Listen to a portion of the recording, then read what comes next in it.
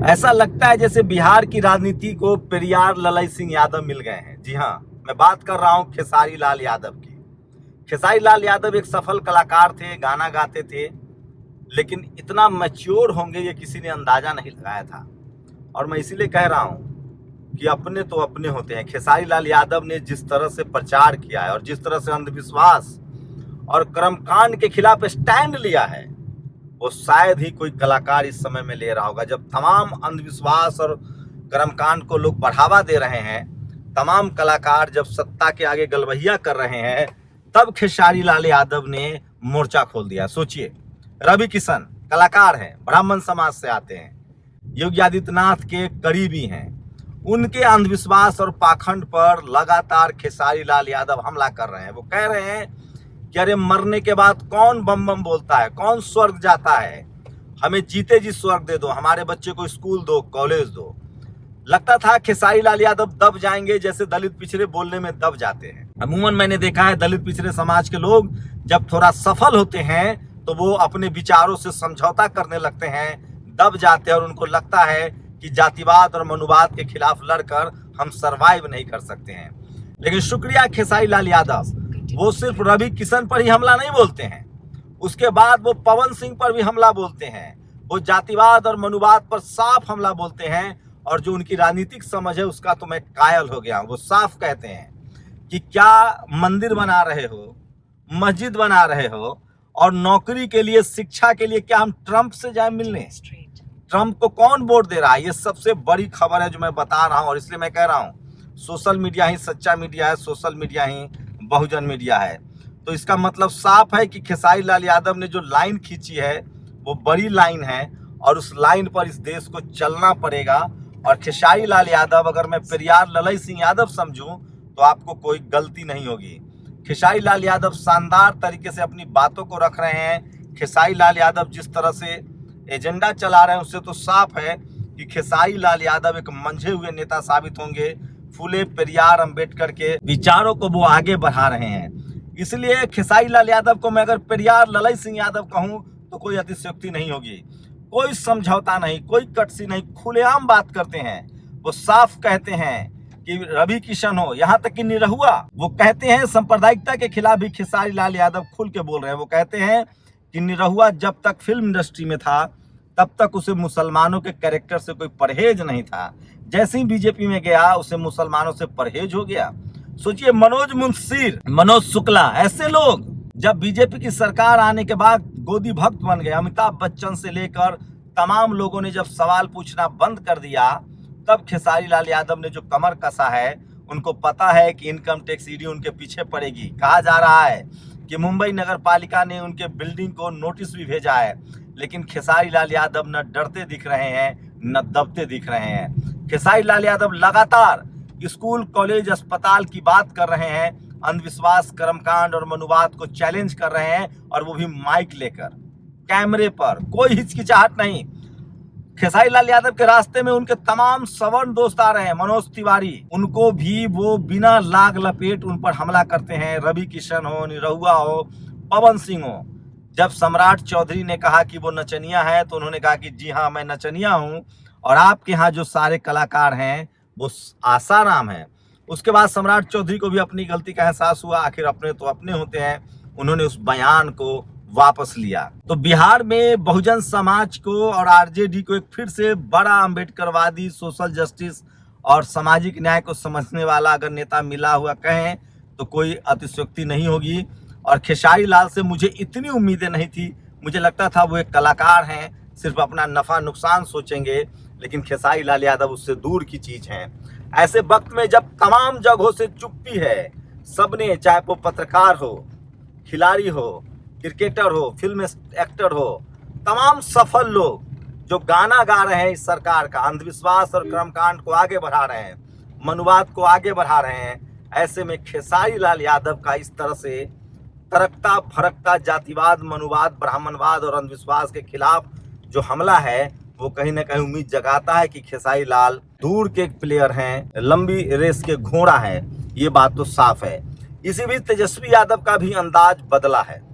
तेजस्वी यादव ने जिस तरह से ललन सिंह पर हमला किया वो शानदार है। ललन सिंह ने मोकामा में कहा था कि हर कोई अनंत सिंह बनेगा और घर में घुसा के बैठा देंगे, वोट नहीं डालने देंगे।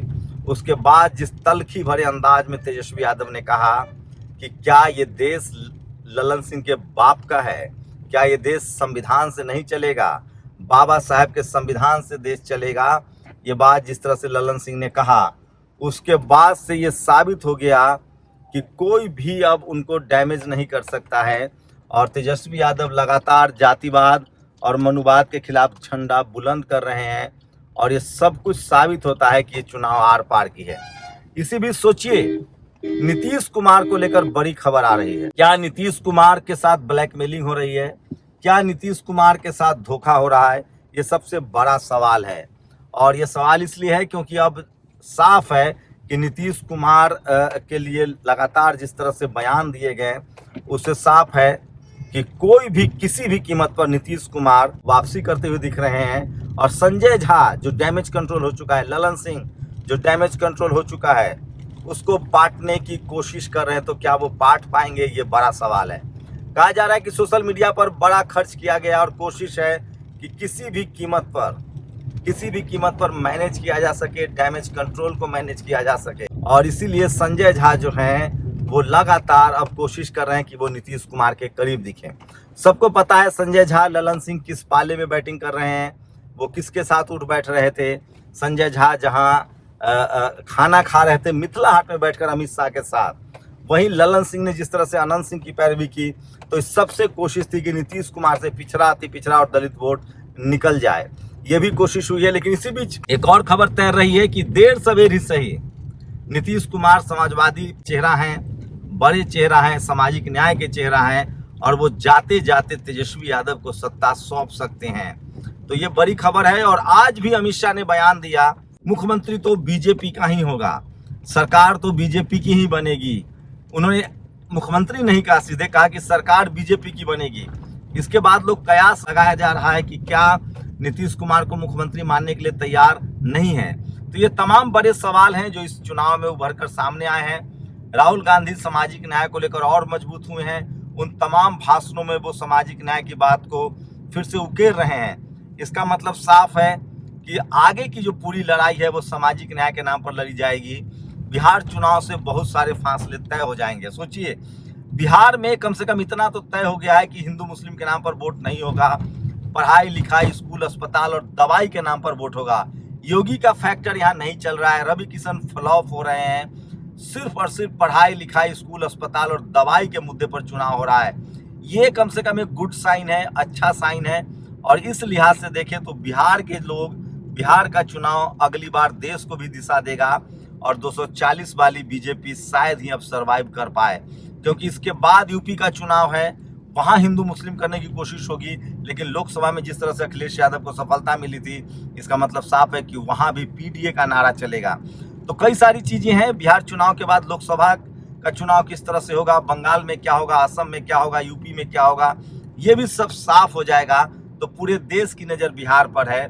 और मैं फिर कह रहा हूँ, मैं गांव गांव घूम रहा हूँ, बिहार में पिछड़े, अति पिछड़े, दलित, महादलित जो है वो पढ़ाई लिखाई स्कूल अस्पताल और दवाई के नाम पर एकजुट हुए हैं। और अगर एनडीए को कुछ सीटों का फायदा होगा तो वो सिर्फ नीतीश कुमार को होता हुआ दिख रहा है।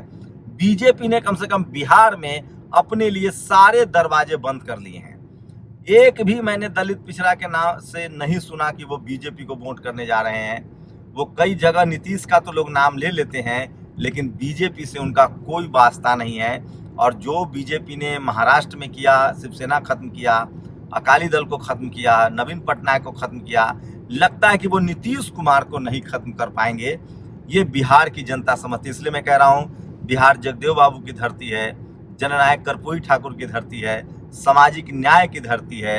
और यहाँ से राजनीतिक रूप से आप लोगों को उल्लू नहीं बना सकते हैं, चाहे वो सांप्रदायिकता के नाम पर या जातिवाद के नाम पर। आपको पढ़ाई लिखाई स्कूल अस्पताल और दवाई के नाम पर राजनीति करनी पड़ेगी।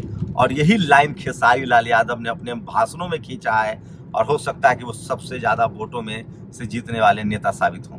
शुक्रिया। नेशनल दस्तक की आपसे गुजारिश है कि अगर इसको बचाना चाहते हैं तो नेशनल दस्तक को सब्सक्राइब करने के लिए रेड कलर के सब्सक्राइब बटन को दबाएं, फिर बेल आइकन की घंटी दबाएं, नेशनल दस्तक को बचाने के लिए बहुत जरूरी है कि हर खबर को शेयर करें, लाइक करें, कमेंट जरूर करें।